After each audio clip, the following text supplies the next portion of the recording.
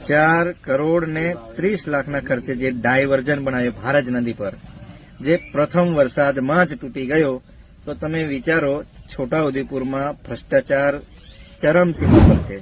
અને પહેલા પણ એવી નકલી કચેરીથી લઈને ઘણા બધા એવા ભ્રષ્ટાચાર પકડાયા છે, જેના સામે સરકારશ્રીએ કોઈ જ પગલાં નથી લેતું.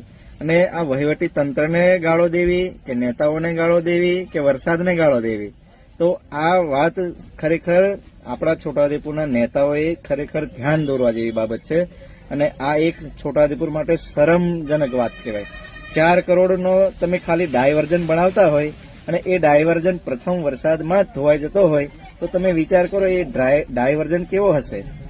તો ખરેખર આ એક્શન લેવું જોઈએ ને મીડિયા બાબતે. આ મીડિયામાં પણ બધી જગ્યાએ ચગવું જોઈએ અને કહેવું જોઈએ. આપણે તમામ ભારતીય જનતા પાર્ટીના નેતાઓ છે, તમામ ભારતીય જનતા પાર્ટીના કાર્યકર્તાઓ છે, તો આ કાર્યકર્તાઓને ગામડાઓમાં પૂછે છે કે આ સરકાર શું કરે છે, અને અધિકારીઓનું રાજ છોટાઉદેપુરમાં ચાલે છે એ સાબિત થઈ ગયું છે. હવે કોઈને કહેવા જેવું છે નહીં.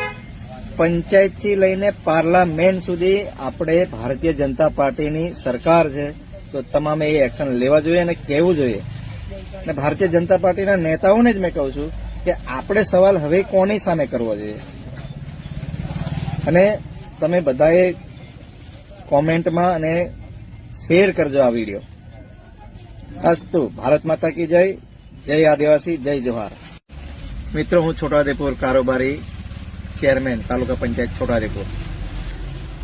જે છોટાઉદેપુરમાં આ થોડા સમય પહેલા જ 4,30,00,000 રૂપિયાના ખર્ચે છોટાઉદેપુર જિલ્લાના તમામ સમાચાર માટે આપનું છોટાઉદેપુર યુટ્યુબ ચેનલને સબસ્ક્રાઇબ કરી બેલ આઇકન દબાવશો.